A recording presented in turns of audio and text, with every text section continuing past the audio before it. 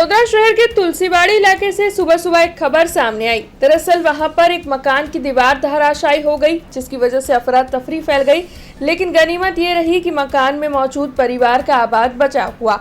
इस मामले को लेकर जो जानकारी सामने आई है उसके मुताबिक वडोदरा महानगर पालिका की ओर से इस इलाके में शौचालय के कंटेनर को रखवाने की कामगिरी चलाई जा रही थी। उस दौरान कंटेनर जो है मकान की दीवार के साथ टकराया।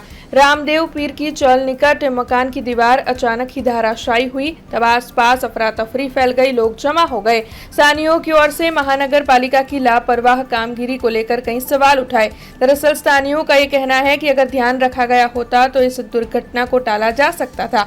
घटना की जानकारी मिलते ही वडोदरा महानगर पालिका के अधिकारी भी घटना स्थल पर पहुंचे थे। उनकी ओर से इस मामले में जानकारी जुटाई गई थी। हालांकि गनीमत ये रही कि मकान में जितने भी परिवार के सदस्य मौजूद थे वो सभी सुरक्षित है, जिसकी वजह से बड़ी दुर्घटना टल गई है। हालांकि दीवार धराशायी होने की वजह से मकान को काफी नुकसान पहुंचा है। हालांकि इस मामले को लेकर वडोदरा महानगर पालिका आगे कार्रवाई कर रही है। मैं आ छोकरो मारो बीमार छे, टीबी થઈ ગયો છે એટલે હું ઘરે ને ઘરે જ હતી। આ 4-5 દિવસ મેં કામે ગઈ બસ, અને આ ક્યારે બનાવ થયો 7:30 તો હું નોકરી ગઈ સફાઈ કામ માટે। 7:30 હું નોકરી ગઈ પછી આ થયું છે, પડ્યું બધું દિવાલો।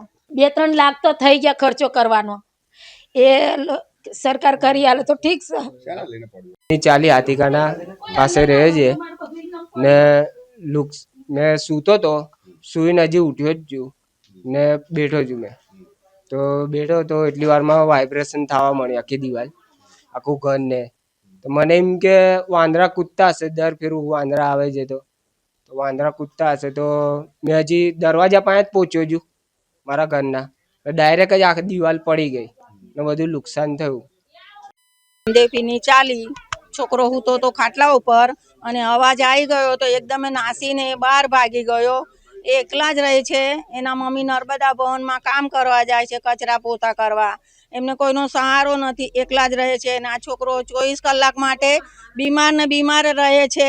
એના મામા ને એ લોકો અમદાવાદ છે, એ લોકો મદદ કરે છે। એમના મમ્મીને પગની તકલીફ છે, એમને બહુ તકલીફ છે, કોઈ નથી એમનો। એના પપ્પા બી ઓફ થઈ ગયેલા છે, એનો ભાઈ ઓફ થઈ ગયો છે અને એ લોકો મજૂરી કરીને ખાય છે ને એમનું ગુજરાન ચલાવે છે।